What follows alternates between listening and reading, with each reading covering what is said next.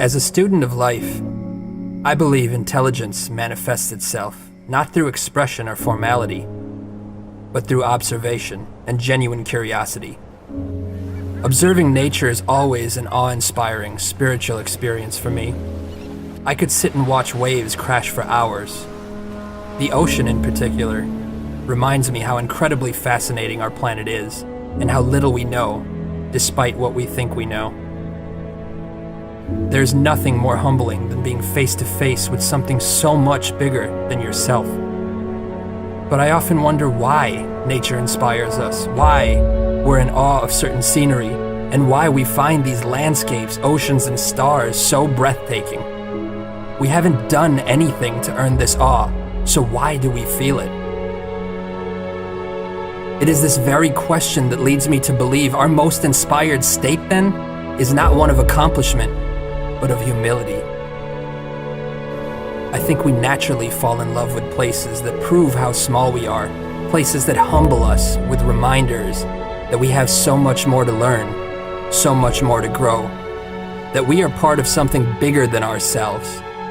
Our significance lies in such potential, in that quiet recognition of the stardust in our bones and the oceans in our minds, knowing that a new sunrise paints our skies every day of our lives.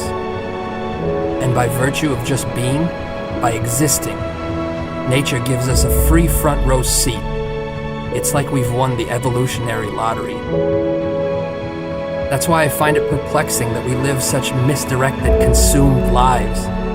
We could quite literally not exist at all. We could be nothing. We could be incapable of perceiving any of this.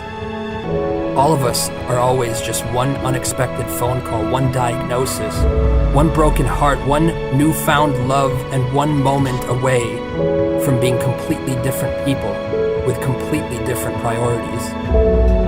Indeed, how frail we are, and yet how blessed we are. You see, those seemingly insignificant moments spent with nature remind you of what's important. They remind you that all we really have is our consciousness and each other. After all, what is life without either? I would say then that it matters little what we've achieved if those achievements are not also in service of others. The sense of purpose we feel when we give far outweighs what is derived from any achievement. And unlike a trophy which fades into darkness, giving has a glory that lasts a lifetime.